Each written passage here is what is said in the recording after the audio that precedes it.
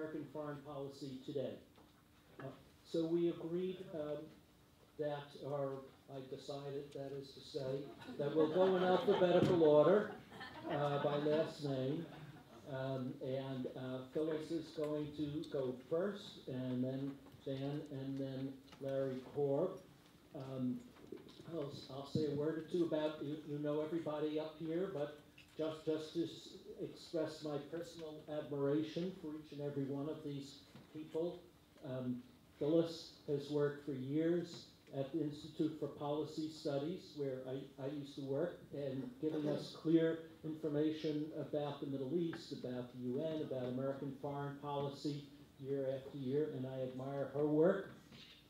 Dan Ellsberg I've known for decades, and of course been an admirer of him for a very long time, but just want to say how impressed I am that Dan keeps fighting the good fight, and he's not just talking about what happened long ago, but making it relevant to today. And Larry Korb I've known for a long time. Larry worked in the Department of Defense for many years, a specialist on the defense budget, and I remember his work after the Vietnam War as one of the prime advocates for a peace dividend, for cutting back on the defense budget, and he's been doing that ever since. So those are some words of admiration for these wonderful people.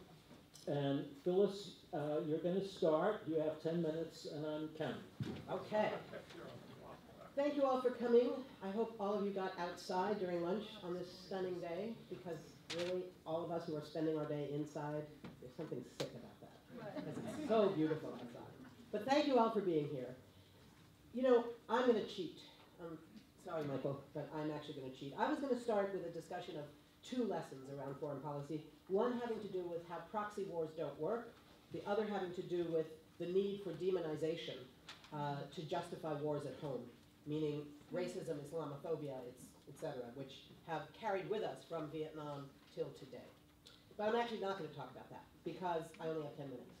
And I'm going to talk about another aspect of foreign policy, which is what affects foreign policy. And that means our movement. And I know there are other panels that are dealing more specifically with movements, but I think that we can't separate out the question of foreign policy from the question of how we try to change and reclaim a democratic U.S. foreign policy.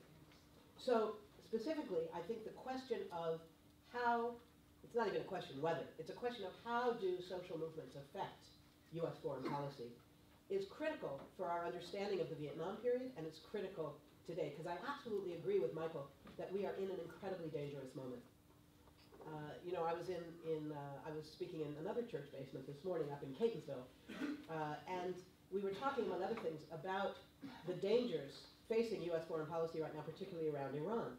And a couple of people were saying, well, but isn't it sort of a good thing we have this agreement with Iran? And this is a moment, on Iran alone, we are facing a massive intersection of opportunity and danger. And it's not at all clear which one is going to win out.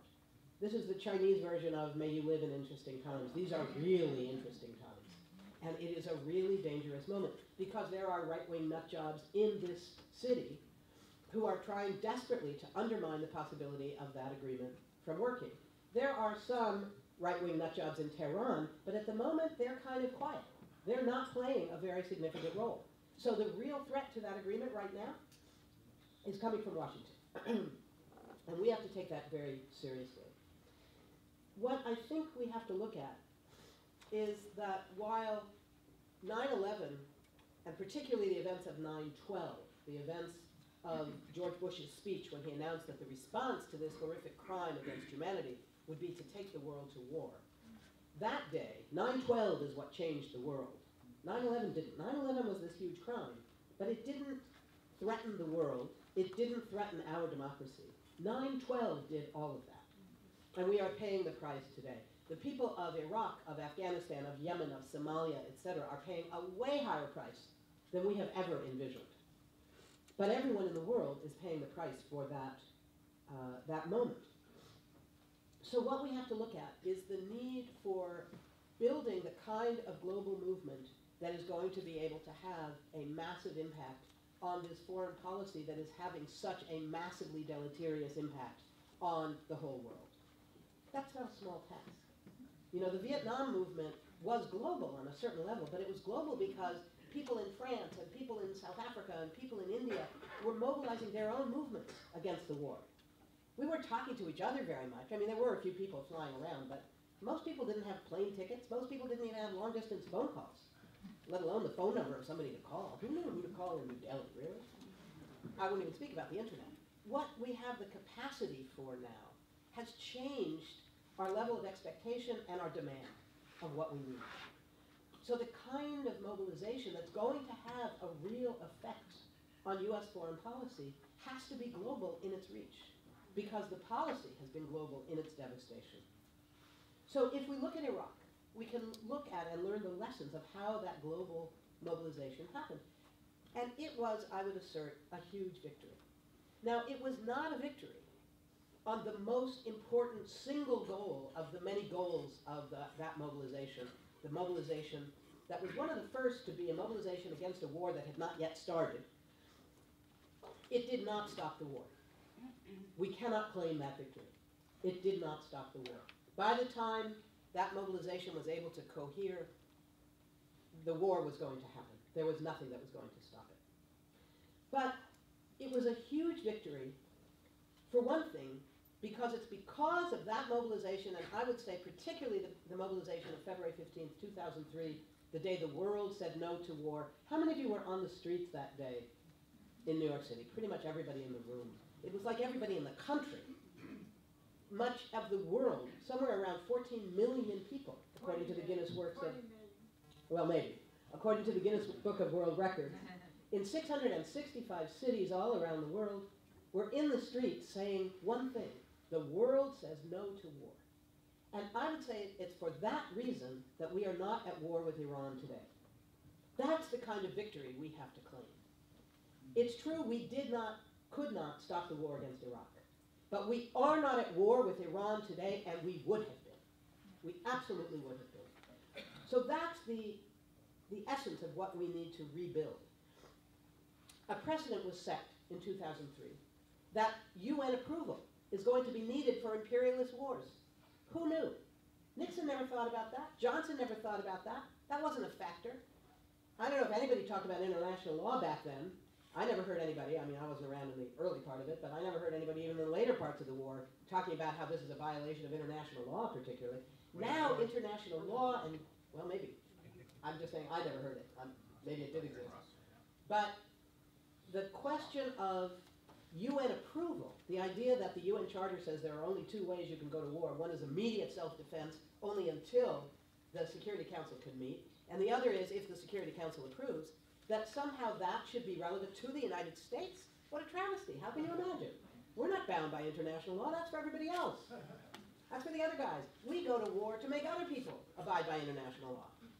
So suddenly, and you remember it was on February 15th, that word came over the AP wires, and we read it from the stage to that crowd of something like 750,000 people at the foot of the United Nations in New York. That word had just come that the United States and Great Britain had just announced that they would no longer try to get approval from the UN Security Council because they knew they could not. And that they were going to acknowledge that it was illegal and do it anyway. So the question of showing the world that it was illegal was way easier than it would have been if, like in 1990 and 91, the US had managed to get UN approval. So that was huge. And that mobilization was sparked by some small groups in just a few countries that started talking about the need for some kind of a global mobilization that would make these links visceral and real and powerful. Mobilizations had been underway since the day after 9/11. People were already in the streets saying there must be no more deaths. No one else should die as a result of these acts. The speech George Bush should have written. And yet, we knew there was going to be a war, and people around the world, especially in the countries where, in the face of massive public opposition, those governments were supporting George Bush. So in Britain, in Italy, in Bulgaria, and in Spain, you saw the largest mobilizations. Millions were coming out in Spain, millions in London. It was an extraordinary moment. And then, suddenly there was an opportunity for a global meeting. It was one of the European Social Forum meetings in Florence. And people were coming together from 50 some odd countries. And there was a moment at the assembly at the end when people sort of make great pronouncements that, you know, the Social Forum doesn't make decisions, right? But there are pronouncements about what we stand for, what we will move towards, what we believe. And a great activist in Italy, Raffaella Bollini, a great friend of mine, got up and said, there will be a march around the world on February 15th. We can end this war.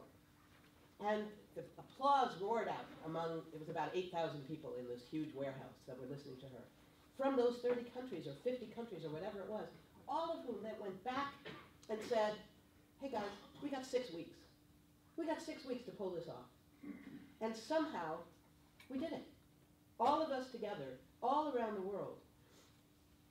6 weeks.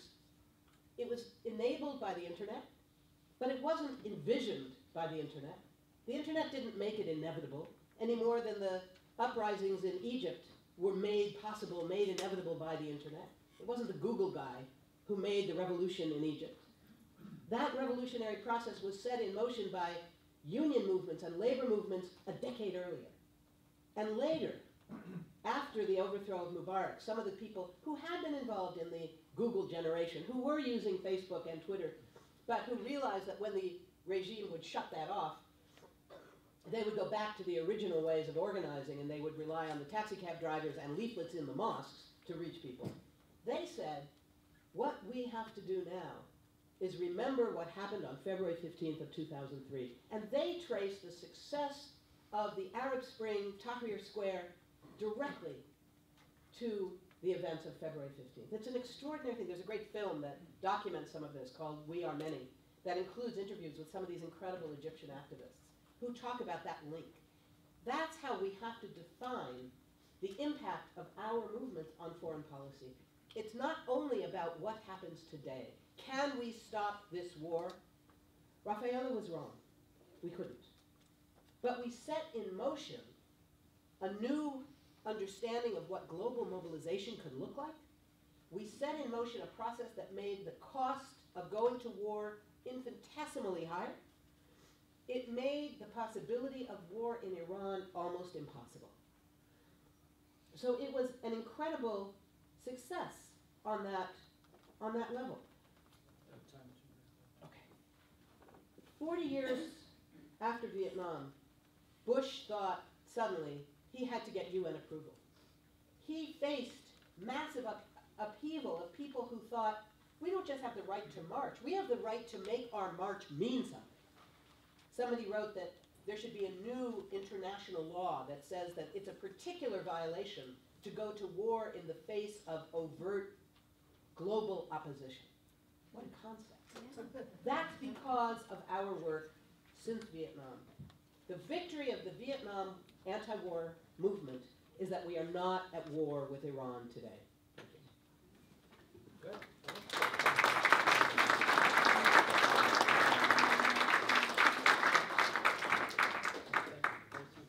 Phyllis, for being so passionate and precise. Daniel.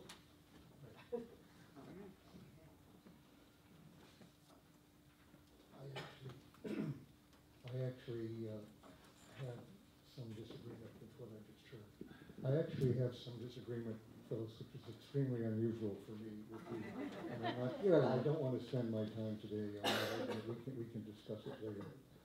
I too, though, am not going to discuss exactly what I've told Michael because of the news of the last little bit, and in particular today. 43 years ago, it occurred to me. Can you hear me? Okay. I mean to speak softly later, and I'll start for a reason I'll give you, and I'll start not doing that. You're carrying it. 43 years ago, in a book called Papers on the War, while I was on trial, actually facing a 115-year possible sentence for reading Pentagon Papers, I wrote a book, and I said in the preface something that does apply, I think, to all the wars we're in today, still. And this was in '72, 7 years into a war that had 3 years to go, actually.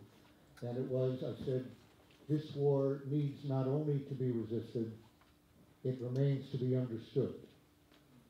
Sadly, I think that's true of Vietnam to this day, 40 years later. As I came to feel when I saw the last few days the conference on lessons of Vietnam that was held here by another part of town here. And in fact, one of the speakers, the first panel that I went to, who had written a book called Vietnam, The Necessary War, spoke about 3 ways of understanding the war, which he went on to describe pros and cons as if they were exclusive. He said you can see it as a crime, or a mistake, or a failure. And obviously these were not exclusive terms. It was all of those, very evidently, one would think, and yet in his mind, not yet. It was a criminal mistake that was a failure, very, very obviously, it seems. But that echoed a bit stages of my own thinking 43 years ago, because I also said in the preface to that book, my own thinking has gone through phases in Vietnam. First, I saw Vietnam as a problem. I was in the government, in the Pentagon. I went to Vietnam in the State Department. I saw it as a problem, then as a stalemate, and then as a crime. I'll come back to that in a moment, but I'd say those were stages of me, and it made a difference in my life what I saw, and that's why I'm going to talk a little bit about how we think of the wars that are going on now and in the future, including the potential in Iran, definitely. Phyllis is absolutely right to point to. And what has happened in the past in a way that is potentially very controversial, more so than the Vietnam War 40 years later, even right now. When I saw it as a crime, it was because, it was not because I was a total pacifist then or now. Obviously, when I was in the Marine Corps for 3 years, when I was in the State Department, when I was in the Defense Department, or in Vietnam, I was not a pacifist. But I'm not a total pacifist now, as are relatives and very close associates of mine who I respect very greatly. And I'm sure there were people in this audience right here who have a different perspective on that. What I'm saying is as follows. Not all killing in all wars is murder. There is such a thing, I think, as justified self-defense, as for the British in World War II and firing at German bombers that were coming over, or the Russian soldiers fighting against occupation. And one could bring that up to date. I won't pursue that right now at this moment.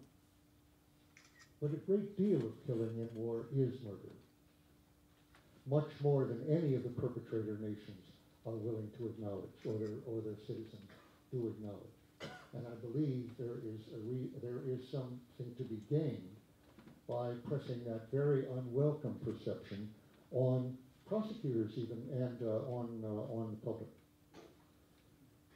How to define, I saw, having read very late in the game in 1969, the earliest parts of the Pentagon Papers dealing with 1945, 46, up to 1954, actually, a part that we normally think of in America as the first Vietnam War, the French War, one that I learned from the Pentagon Papers in the top secret reports that I then believed, because they were inside classified reports. The Vietnamese were right in seeing that as a French-American war from the beginning, where we were paying most of the costs of the war and encouraging the French to remain in the war, even long after they wanted to cut losses and get up, for our Cold War purposes and our geopolitical purposes. But helping the French regain by conquest, by fire and sword, a former colony that had proclaimed its independence, it was not a clear crime under international law. The UN Charter actually recognized colonial relationships, ownership of other countries by an imperial country. Didn't rule that out. Didn't make empire necessarily illegal or imperializing. So it wasn't a clear-cut aggression, for example, as was the Iraq invasion, which was as clear a case of a crime against the peace, clear-cut aggression, as has ever existed. If you want to look at Saddam into Kuwait, Soviets into Afghanistan, or Hitler into Poland, or Russia, or the Japanese, into China and Southeast Asia and so forth, absolutely as legally criminal, under the Nuremberg principles certainly, as anything else. Notice that no one, literally no one, has been held accountable in any fashion for that crime against the peace, which, as the Nuremberg Tribunal described, as differs from other international laws of crimes of war, only which, like killing prisoners or deliberately shooting civilians, violations of crimes of war, differs from them only in that it encompasses all of the other crimes. That's Iraq. That's our country. That's recently, and by the way, as we know, it's still going on. How then go back to Vietnam, which, as I said, looked to me like unjustified homicide, because whether it was legal under the UN Charter or not, and it could be argued by the French certainly that it was, or when we pretended that we were defending self-defense and sovereign country that we had created and which existed as a separate nation only by virtue of U.S. policy and U.S. arms and U.S. direct involvement. Nevertheless, it didn't look justified to me because, as I say, starting with supporting the invasion by France of this country to colonize it and to own it, and then to continue that essentially with the help of an army that was nothing other than the Vietnamese who had supported the French effort against the independence of their country. That's what ARVN was. It came south from the north, or had been in the south altogether, and it was the French colonial army that we were now paying, supporting with their support, et cetera, et cetera. Unjustified. And to me, as a layman, unjustified homicide was murder, and that affected significantly my life and what I did with it from then on. That perception, despite the fact that earlier I had already perceived it as a stalemate which we should extricate ourselves from, or earlier a problem that we had a right to solve, and I was trying to help solve it in various ways. But to see it as murder had different implications for my own life. I come to the point that I would like, if you can hear me, to speak softly, because I hope not to be perceived, to be heard, as speaking only rhetorically, but as precisely as I can, and that is more precise than I could have yesterday, after living with this situation for 50 years, really, since I first went to Vietnam in '61. What we did in Vietnam and Iraq was depraved heart murder. I'd never heard that term before. I've been studying it now on Wikipedia and with the Webb, as many a definition of it occurs in Time, the blog, and the papers, and so nobody's ever heard that before. It spoke to me immediately, and all the definitions all the more. It's also known as depraved indifference murder, where a reckless, egregious, outrageous, gross negligence, unconcern for the deaths we are almost certain to cause, without being able to identify any one of the victims of that, but with the near certainty that it will cause mass death. I'll just urge you, it's the end of my time here, I suggest that as you read your newspapers and you watch the television today, look at this domestic prosecution, which is virtually unprecedented, not totally, no doubt, but which may be a turning point in our country's history, that this is not merely an error, as Talleyrand would say, which is worse than a crime. It is also a crime to be dealt with by prosecution, and by recognition of how many of us have been accomplices. And I am not pointing fingers at other people. Notice where I started. I was a direct participant in this gross, egregious, reckless murder. And after that, look at what Phyllis was saying about the nut jobs. These are nut jobs, some of whom got elected, actually not this term, but last term, the last administration. and are still actually advising this one, as a matter of fact, some of them. They're not just nut jobs.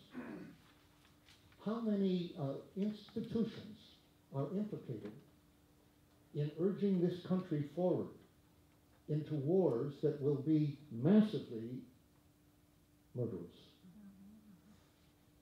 How many churches are not?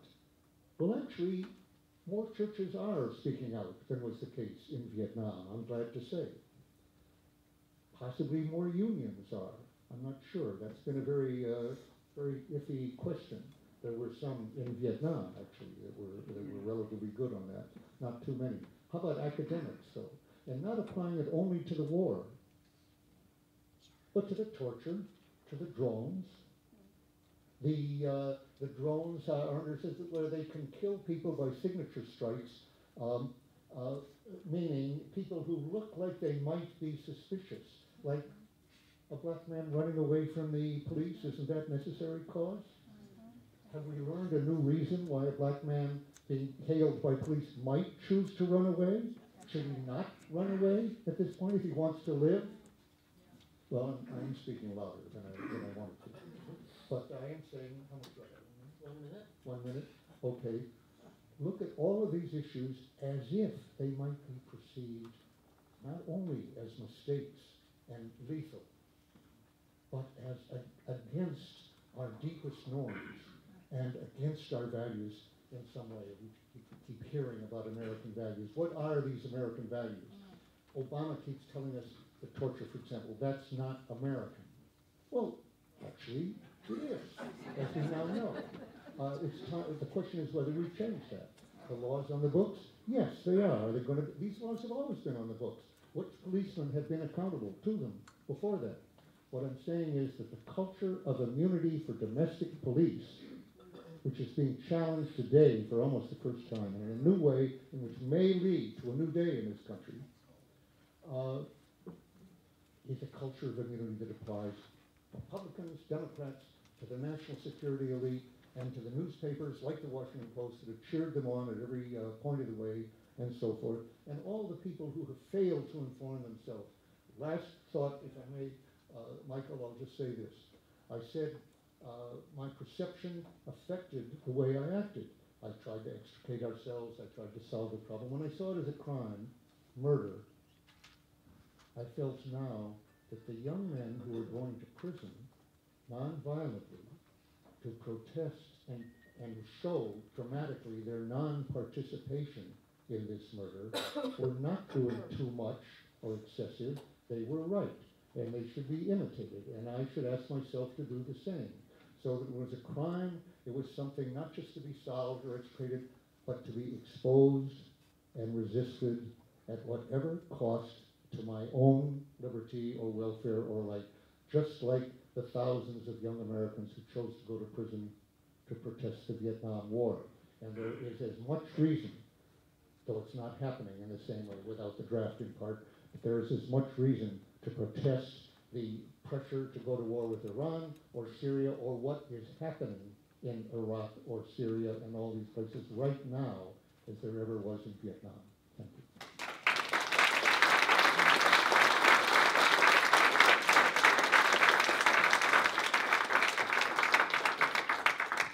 Dan and Phyllis are going to have time for comments in response to your questions, so you'll have more chance. Larry. Well, Dan and Phyllis are tough acts to follow, but I will do my best. I think the way to make the points that I want about American foreign policy, I'm going to relate a couple of experiences that I had and then show how I think it's relevant to American foreign policy as we go forward. In 1966, when I was in Vietnam,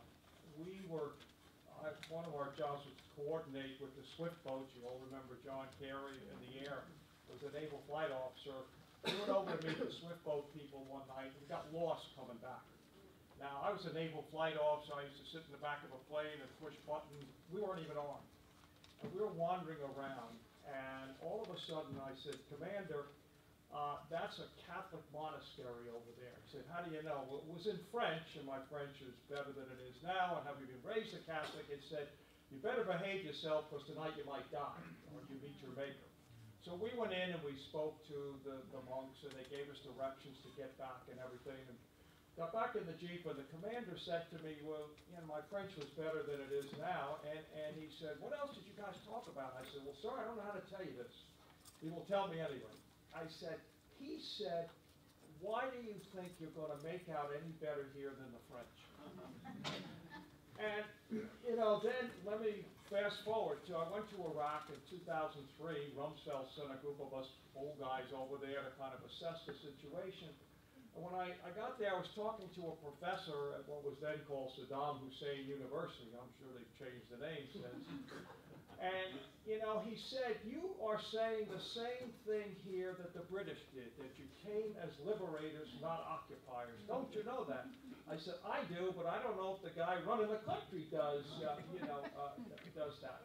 So that's two. Now I'm going to tell you a couple more to make my points.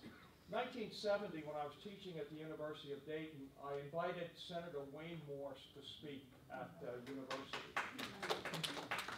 And I had a conversation with him, and I said, why did you vote against, the Tonkin-Gulf resolution? He said, well, I had someone in the Navy Department and the Pentagon call me and say, don't vote until you hear the tapes about what went on. Well, McNamara said we didn't have time, and so I didn't vote for it because they wouldn't give me the tapes. And I remember myself, when that attack occurred, my commanding officer, who was a veteran of, World War II, Korea, and the Berlin airlift, he said, this does not make sense, okay? But remember that Morse and Gruning both lost the next election, okay? Now, after we got involved in Iraq, I was talking to Senator Bob Graham, who was chairman of Senate Intelligence Committee. And he said to me, I voted against the war. And I said, well, why? And he said, well, we asked for a national intelligence estimate where you get all the intelligence agencies to come together and come up with an assessment. He said, the unclassified that we all saw, he said, didn't say much. He said, but if you read the classified version, you will know there's no case for war. Now, I'm not talking about the moral thing. I'm talking about, from the strategic. Now, ask yourself, how many senators didn't read the NIE and voted for war for political reasons? Okay, and again, looking at. And the third thing I want to talk about is when I was on active duty and I was on this admiral staff coordinating what we call market time operations off the coast, and we would get these briefings. And every day the admiral would say, how many Chinese did we kill today? And finally I couldn't stand it. I was a lieutenant junior grade. I wasn't going to make it a career, so I said, Admiral, I don't know how to tell you this, but the Chinese and Vietnamese don't like each other. They're traditional enemies. Well, they're both communists. And we get these slogans of the war against communists. We've got to go to Vietnam, there's communists, so we've got to fight them. Okay, war against terrorism. Everybody, we have. And so I think the points that I want to make, basically are, first of all, we are not very good at counterinsurgency. And I think, again, aside from the moral things, if you look at Vietnam, you look at Iraq, and you look at Afghanistan, why aren't we? Well, first of all, because the kids we send in there, and remember, these are kids, okay? They don't understand the culture. Did they know the British occupied this place? Did they? They didn't know that, okay? And what did we know about Vietnam? Did we know what the French experienced there? I mean, the people we sent over there thought they were fighting, communist expansion. They were not aware of the history of the countries. So that's the first thing, that they don't know that. The second, when you're looking at these wars, if you want to fight counterinsurgency, I'm talking from a military point of view here, you need a reliable local partner. If you had one, you didn't need to be there, okay? the South Vietnamese, it's no accident, and you know, we saw you know, the other night, if you watch the PBS special, you know, about the army collapsing. Look what happened to, you know, Iraq, and I don't know what's going to happen in Afghanistan, but again, you know that you don't have, and the thing that you learn if you've been in the service or associate with people, the key is not what are your weapons, or are you willing to die for your country? And if they're not willing to die for the country, you know, you know, then we're not. And the third thing is that counterinsurgencies do not play to our strengths from a military point of view, because technologically is where our advantage is. That's where we spend, you know, all this money. We still haven't figured out how to neutralize improvised explosive devices, okay? And that's the weapon of choice of the, you know, the people on the other side. So that's, you know, one of the lessons. We're not very good at it. Then when it comes to our politicians, we've got to reward those who stand up against it or punish those who don't. Morse and Bruning both lost. I won't list a lot of the people who have and are going to run for president who didn't even read the NIE and voted for, you know, for that, you know, for that war. What price did, you know, what price did that they pay? And I mean, I think that we have to do that, or you're not going to get people in political office who are willing to stand up against these things. And if they don't, then it's, you know, then it becomes too late. And similarly, we have to be careful of these slogans. Foreign policy, particularly now, is very complicated. Everybody says Obama needs a strategy. You can't have a strategy, you know, containment or whatever you want to call it, to deal with the threats that you're dealing with. Okay, you know, I like his policy because he says don't do dumb things. And you say, well, that's not a policy. No, it is. It is a policy. And you know, this whole idea of strategic patience, and you know, let's not. I mean, and I think that's the key thing. We would love the world to be simple, but it's not. It's very, very, very complex. And the idea that you can have a one-size-fits-all slogan. All right, now let me leave you with the final thought, because I imagine nobody here voted for Reagan. Okay, I won't check, but I can't imagine. All right, let me tell you something about it, okay? What he recognized, if you remember Lebanon, that if you make a mistake, and you're all going to make mistakes, you don't double down.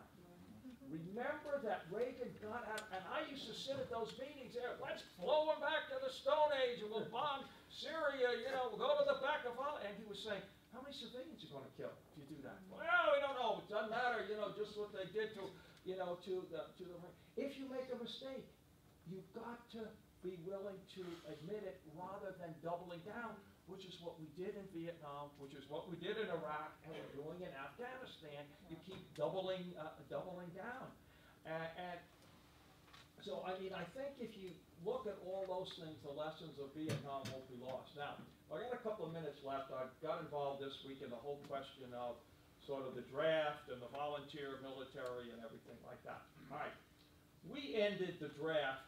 Nixon campaigned against it because it was popular to end it, and he was hoping to stop a lot of the demonstrations. The draft needed to be ended the way it was run. It was the most unfair thing you ever saw, and I don't have to tell you who went and who didn't went. I mean, to me, it's amazing. We've had 2 presidents and 2 vice presidents who were draft dodgers, okay? And they were supporting the war. And, you know, you say, well, did they pay any, you know, political price? I remember in the last election, and the Republican candidates were voting, you know, and Newt Gingrich said, well, you know, they didn't want me because I was married and had a child. You know, Ron Paul says, I had 2 kids and I went.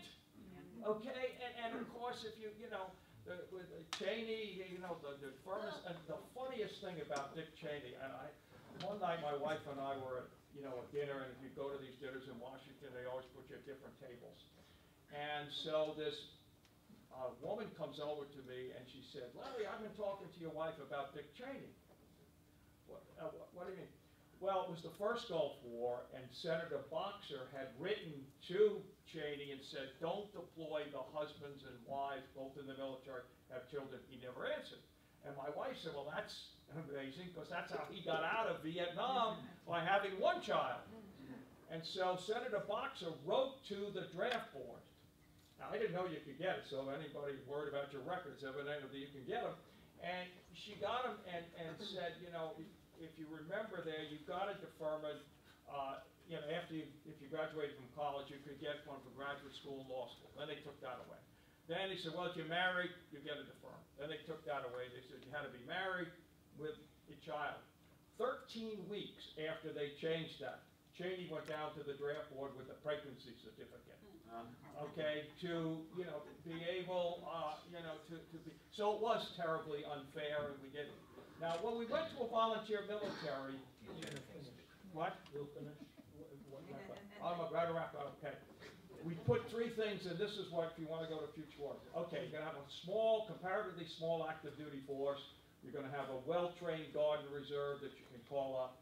And number three, if you get into prolonged conflicts, you should activate selective service, which is why everybody still registers when they turn 18. That would get the American people to realize that, you know, whether it makes sense. Thank you. All right.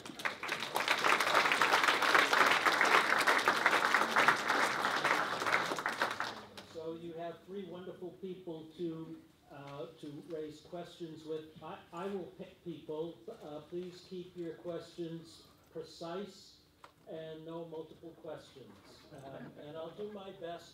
My job is to see that everybody who wants to, as much as we can, will get to raise a question. So my panelists, please don't go on too long, so everybody gets a chance. 3rd, 4th. So if I called you 1, 2, 3, 4, and 5 back there, and then I have to stop. I can't remember. And then go ahead. So after the first Persian Gulf, President H.W. Bush said that we buried the Vietnam syndrome in the desert of Iraq. He said something like this. So, but it didn't kind of bury it. So my question is, how much the current wars in Iraq, Vietnam, potential war in Iran, God forbid, are the attempts by political elite to make the past mistakes of Vietnam right, to make the nation whole again, so we can enter new age of prosperity like America did after the Second World War? Good question. Do you want to take that? Let me tell you, the first Gulf War, as they call it, we didn't know there was going to be a second one at the time, okay, was the way to do it. Because, if you remember, President Bush gave Saddam, you know, get out, we won't do anything. He went to the UN, got international support. He went to the Congress. They said, it was one of the best congressional debates I ever saw. And then he tagged Dad like, you know, oh, as long as you're there, let's, because you got to remember what happened in the 90s, what we called the neocons got President Clinton to sign a thing that said it's the policy of the United States to overthrow Saddam Hussein. Okay, why? I mean, this is before 9/11. So that's the way, and by the way, you know, we made a profit on that war. It cost you and I nothing because Jim Baker went around the world and said, you guys worried about your oil? You're not sending troops, send money. And since we thought the war would last longer than it did, we actually, you know, we bought a few extra weapons with it. You're next, and then back there. Please. Yeah, I want to know, the war is not really for the interest of the general public. So if we are talking about it as imperialism, or is that because of profit over people, that is capitalism. And then we have an example of Iran-Contra, and that is really maybe pressure or urged by somebody of those supporters of those officials. So I just wonder if you can tell me a little bit more about the real reason, besides capitalism or besides imperialism, what's the real pusher of the war? This is one. And second, No, no second. No, what I mean is, Vietnam part, why do they have to fight if they think Which freedom war? is over? Vietnam. Vietnam. Dan, I think that's a question for you. Their Vietnamese, they want to fight because they don't like American, the way they think American values, they want to fight against. Okay. And you said, what is the reason? I think you can't, no discussion of this, I think, should omit the word, though they usually do, empire. And empires throughout history have not only been capitalist, by the way. I mean, long before capitalism, there was empire. I was struck when Larry was saying this whole question, you didn't put it as a question, but it was so much during the war. Why don't our guys on our side fight? Why aren't they reliable? Isn't that it? Why are they corrupt? You can say that. Why don't the soldiers fight the way the other people do? Westmoreland asked that question, Rusk asked that question considerably. They somehow seem to have it. And as Larry said, if they're not willing to die for their country. Actually, a lot of Americans did die for their country, as in any imperial or neo-colonial war, in order to assure that their country remained ours, in our sphere. That we owned it in an indirect way, hegemony, like empires, indirect empire, informal empire, and keep it from any independence from foreign influence. The question that they say that kept arising to Westmoreland and the others was as to why our side, quote, our partners, didn't seem to be as dedicated as the other side was. The other side was fighting for a concept of their country, for nationalism. And the people on our side who were wearing uniforms we gave them, and boots we gave them, and helmets and rifles and everything else, working for foreigners is not the same as fighting for your country. These people were fighting essentially for the interests of foreigners, essentially. And the people on top of the government were people that served American interests, and if they hadn't, for a day, they would have been out, assassinated or bribed out, sent out of the country, one way or another, by a coup. And so we say we don't do counterinsurgency very well. What that really means is that since the Second World War, since the Japanese deflated the pretensions of Western colonialists, you know, their invincibility and their Superman godlike status by taking them over, nationalism has outbid, on the whole, empire or colonial. And it's the Vietnamese didn't do very well in Cambodia. The Chinese didn't do well when they invaded Vietnam. It's very hard for any country to perceive themselves as foreigners in some neighboring country or even faraway country. And thus, very hard to conceive why these people that we hire don't fight life and death for us the same way the people we're fighting do nationally. So I think that the element here of not just counterinsurgency, but as if these were rebels arising against the legitimate government of that nation, but rather counter-nationalism, neo-colonialism, basically. We were fighting for the right to have a country over there that was ours to lose or not lose, the way Truman was accused of having lost China, and he did not want to lose Indochina. And the people we were fighting were people who felt they lived there, it was their country, and it was not ours, Americans, to lose or win. You're next, and then over here, I saw some hands. I'm not taking you one step. Yeah, go ahead. What scares me is imperialism. I'm from Arkansas, and my new senator is a scary man. But looking back at history, you exposed, Eric Snowden exposed, but what a lot of people don't know is that Vietnam veterans against the war exposed things that were going on at the time, and Nixon had to stop them. I document them here in Combat by Trial, which I had to publish myself. And because of the thesis that could probably go to a grand jury at least, that Watergate was an attempted coup d'etat. We now have more people trying to take control. Koch brothers come to mind, with my senator bought and paid for. What can we as citizens do to stop these kinds of imperialist forces? I think this is a question for Phyllis. Thank you. Thanks for the question. I think there's a number of reasons for war that have a lot to do with resources, with the expansion of U.S. power, with oil, with bases. There's a host of reasons for these wars. One of them that is key for us, I think, to be thinking about is the weapons lobby. You know, if you look at who benefits from these wars, it certainly isn't people here, and it certainly isn't people who are the victims of these wars, who live where the wars are fought. Who benefits? The CEOs and the shareholders of Boeing and McDonnell Douglas and General Electric and DynCorp and Blackwater, et cetera, et cetera, et cetera. That's who benefits. Now, it doesn't mean that they just get to write the check. This isn't a conspiracy where they're in the meeting and nobody else is there and they say, okay, guys, here's what we're going to do. We're going to go to war in Yemen and in Somalia and Djibouti, probably not. It doesn't work like that. It doesn't have to work like that. But there's a systemic relationship of dependency when you have a legal reliance on big corporate money in politics. Some of the biggest corporate money is weapons money and oil money. Now, those two don't always meet.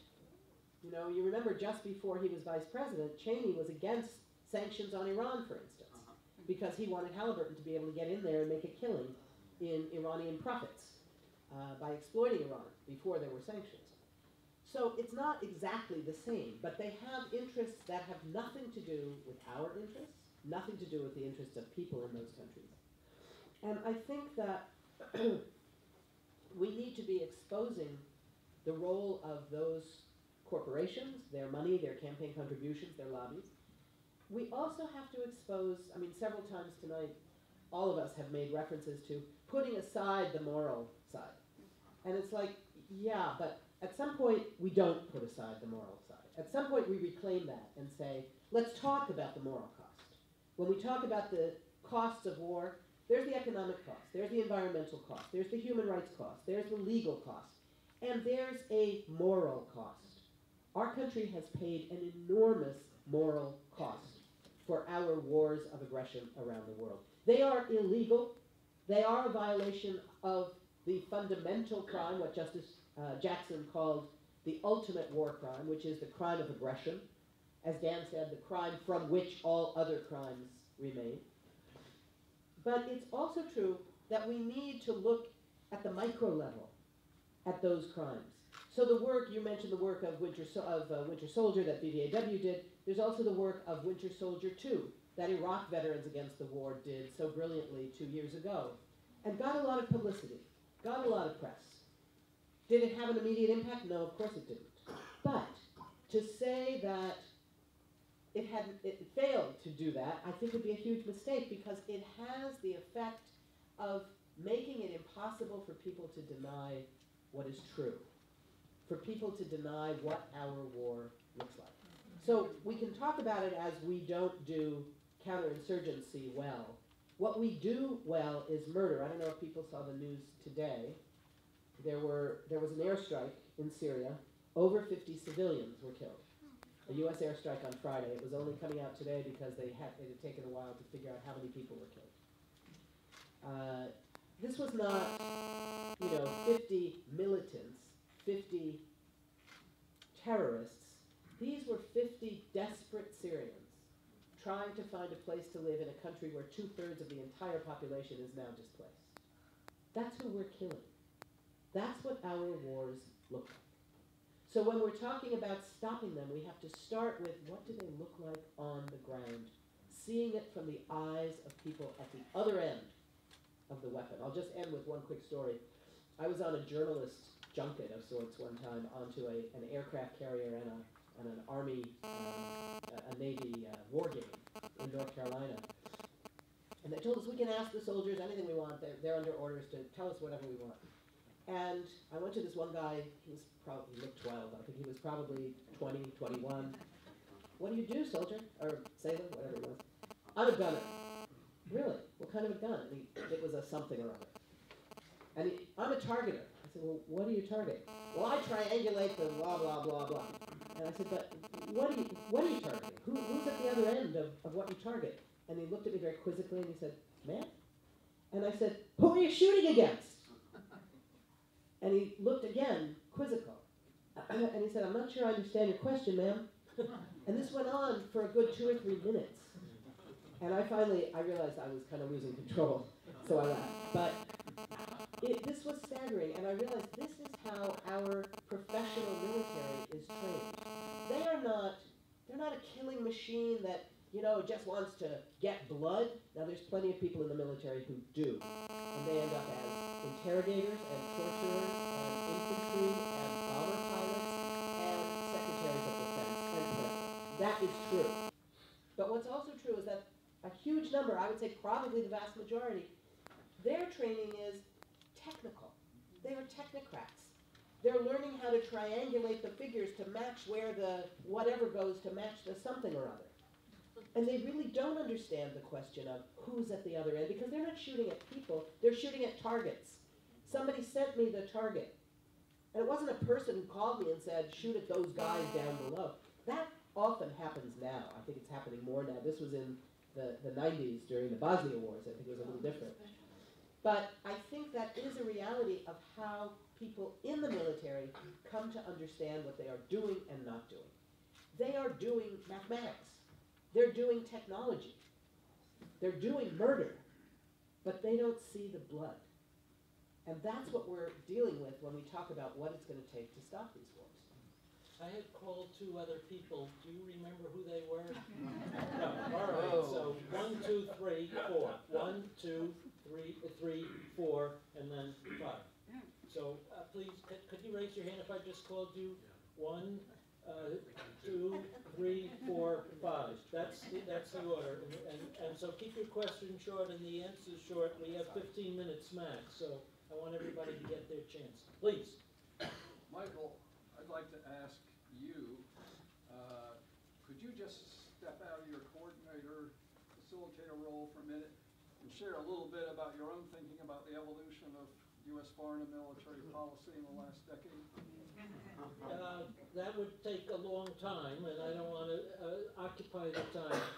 I think that the essence of the moment that we're in, the dilemma that we're in, is that the United States is a declining power. It's a declining imperial power, as Dan has said so eloquently. It's a declining power at a time when we have aggressive or rising powers. China and Russia is not a rising power, but it's an aggressive power. And we're in a world where the U.S. is leadership here in town is determined to prevent that at all costs. And at all costs means our costs and the lives of young men and women in uniform to prevent that erosion. But that doesn't mean we're not also in a world where Russia and China is not also pushing, taking advantage, pushing, testing. So I find this a very dangerous situation of these 3 powers in contention with one another. And we don't have a foreign policy that addresses this at all. And in my mind, that is a problem. I'd like to comment on something I think that has changed relatively recently on this. Going back into the 19th century and even before, there was a distinction between indirect empire through proxies, through local elites of various kinds, without settlers, and direct empire. But it occurred to me fairly recently that our empire in the Caribbean, for example, in Central America and elsewhere, could be described as a covert empire. Covert in the sense of plausible denial being the key aspect of this, where the actual role of the United States is hidden as much as possible and lied about and kept secret, and evidence is placed that we weren't the ones effective here. And when you look at what happened to coups in Guatemala, or Chile, or Iran in '54, or 53 actually, or Guatemala in '54, and many other places, it was covert, and to this day, most Americans do not perceive ourselves as having been behind those events. Like other empires, we're ruling without consent these other areas that aren't ours, in many cases don't have our language or religion or color or whatever, background, but using violence, with an element of violence, paramilitary forces, proxy forces, and so forth. And if I were to say Indonesia, for example, I would suspect that there are very few people, even in this room, this very learned room, I'm sure, on this background, who could specify what our role was in the Indonesian massacre of 500,000 to 2 million people in the 60s. So it was covert empire up until rather recently. And I've just noticed Iraq, in the first place, is not what you'd call covert empire, right? Clear violation of UN statute and so forth. Whatever the reasoning was given for it, but it was hardly covert. But that's not the only aspect. The tactics have changed. Everything that was done to me, and that's a whole other story, that led Nixon to be faced with imprisonment, prosecution, I mean to say, and faced impeachment and led to his resignation. Every one of those things is now described by Congress as legal by legislation. Going into my doctor's office with the CIA assets to blackmail me into silence, getting the CIA to do a profile against a domestic citizen, me, in order to manipulate him better.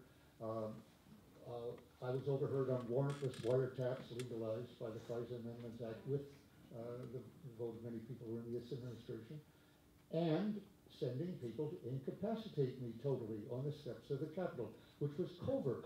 CIA assets on May 3rd, 1972, but which confronted Nixon, since the orders came out of the Oval Office, with the possibility of prosecution.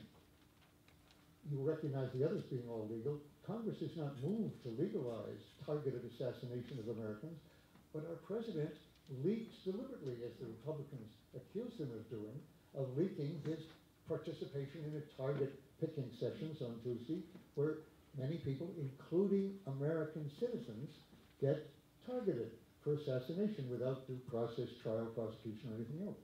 And suddenly it occurred to me we've moved from covert empire to the tactics of overt empires. And that's extremely challenging. To bring it up to just today's events, if I may, very quickly on the domestic side, for the first time, really, the police, who've been using these tactics, which are hardly covert with respect to the blacks in the ghettos, they know who's beating them up and who's beating them in police cars and in police stations and whatnot, but pretty well hidden from the white community, and not, it's a culture of immunity. They may be losing that cloak of immunity. And what I'm saying is, I would like to see our leaders lose that cloak of immunity from empire and murder, depraved heart murder, that reckless indifference, which we see so often, in part because it might inspire other Americans, as it did me, to take actions they would not otherwise have made if they saw it merely as a mistaken policy or one that should be handled gracefully and it cost too much and wasn't effective, as to one we really must not do and we must resist. But for 100 years, that word genocide, and for political reasons, kept our president, after weeks of saying, will we or won't we on the anniversary, use the word, didn't. But see how they're resisting it. Well, I'm saying we have a similar resistance in this country as every other, as the Japanese and their aggressions and their comfort women and everyone else. It's no easier for us than anybody else to admit criminal behavior, and I believe that it's worth trying to do that. You're next. Thanks. Hi, Tad Daly is my name. Dan Ellsberg, I know this conference is about the lessons of Vietnam and the power of protest, but a week ago today, as you recall, I heard you speak in the Great Hall at Cooper Union about the nuclear peril. And I want to invite you to say something about that, because even that huge crowd we had in that sanctuary last night, I won't say oblivious, but very few people are deeply engaged with overt nuclear threats by the United States government, with a doctrine of nuclear first use, with a plan, listen to this, by the Obama administration to spend over the next 30 years more than $1 trillion to give us a completely new nuclear arsenal. And I want to know, Dan, what can we do to get first us on the left and then the broader American public to pay some attention to the fact that the atom bombs are still here? Good question. We have 5 minutes left, so please keep your answers short, and I'll try to get 1 or 2 more questions in. Want to get 1 or 2 before that? Yeah, let's do that. That was smart. I had called a few other people. Yes, you're one. Go ahead. I And this gentleman. studied PTSD with John Wilson in Cleveland, and this idea of depraved, indifferent murder, it takes a lot of skills to elicit a confession from someone to admit that they participated in atrocity. Some don't even know that that's what they were doing. They thought they were doing democracy and freedom.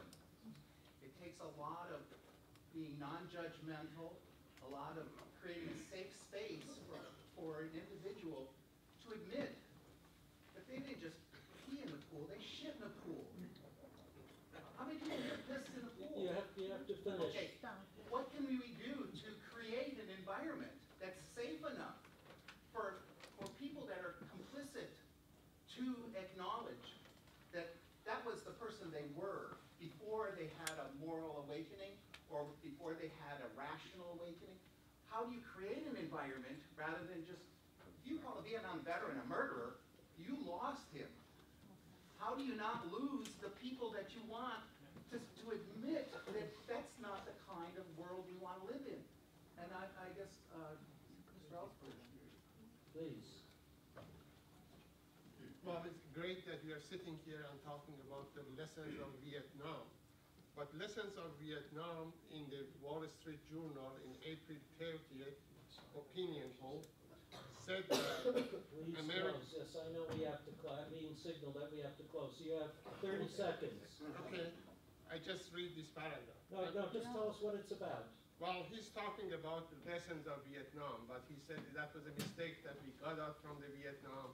You have to go back again, to the same region. So my point is that the Wall Street Journal opinion has more influence in the political system of the United States or this group of people for the next election. Okay. I'm going to ask each person, you have 1 minute. One. I don't think you could, the military people, I mean, if you're told to hit a target, you can't say you're acting immorally, obviously, if you, and you violate, and that, you have a professional military. The key is you've got to elect the right people. How many of you are going to vote in the next election for somebody who supported the war in Iraq? Are you going to vote for Bernie Sanders? Okay. All right. I mean, that's the type of thing you have to ask yourself. As I go around the country and I ask people, and they say, "Oh, well, we like," and I won't mention the candidate. Everybody knows who I'm talking about. When are you going to hold them accountable? Okay. And you've got, and this to me is the key thing. I'll just conclude with this one thing. In 1964, I would say 80% of the people in my squadron voted for Goldwater. They were all very conservative, as you might expect. The next year we were in Vietnam. I said, "See what happened when you voted for Goldwater?" Because Johnson had said, "I won't send American boys," and was he held accountable? See, I mean, that's the type of thing that you got to do. So, to me, it's the ballot box and the candidates are the key thing, and you've got to hold these people responsible. Thank you. Dan. A covert aspect of our foreign policy for 50 years has been the nuclear aspects of that policy. We've actually used nuclear weapons dozens of times since Hiroshima, mostly secretly from the American public, not from the target countries. Use them in the sense that you use a pistol when you point it at someone's head in a confrontation, whether or not you pull the trigger. And if you get your way without pulling the trigger, that's the best use of the pistol, and that's why you buy it, why you keep it on your hip. Nixon was making those threats to North Vietnam secretly, probably from nearly everyone in his audience, I know, Pastor Hans, and me at the time, in 1969, October and November of 1969, what he calls in his memoir his November ultimatum. And what kept him from carrying that out, and nuclear targets were picked, but Roger Morris and others saw the targets, one of them a mile and a half from the Chinese border, for these nuclear weapons, which were going to demonstrate to believe him when he made threats like that. And they were kept from happening because on October 15th, 1969, 2 million people walked in the streets on a weekday with what could have been called a general strike, and instead they called it a moratorium because general strike sounded too inflammatory. And there was to be 2 days in November, 3 days in December, etc. He realized that he could not carry out that escalation, which no one in those crowds understood was imminent. How many people actually walked on October 15th, 1969, and something on the moratorium? Okay, you were being counted by U2s at that time. That's how they knew they had 2 million people all across the country. Some of you may have been babies in strollers, and some were not. Maybe some here were pushing the stroller. You were stopping a nuclear war and postponing the nuclear moratorium here by another 40 years or so. So thank you. And in answer to the questions, what can we do? There's no better example from the entire anti-war movement of effectiveness in actually stopping. General strike, we're not ready for it now. There's no movement that could do that now, as was possible in 1969 after years of Vietnam organizing. But in the end, I think something of that needs to be part of our arsenal. Very quickly, 2 quick points. One on accountability. I think accountability is crucial. I disagree with Larry here that people who just push a button and are told to are not really, somehow war criminals. That's the lesson of Nuremberg.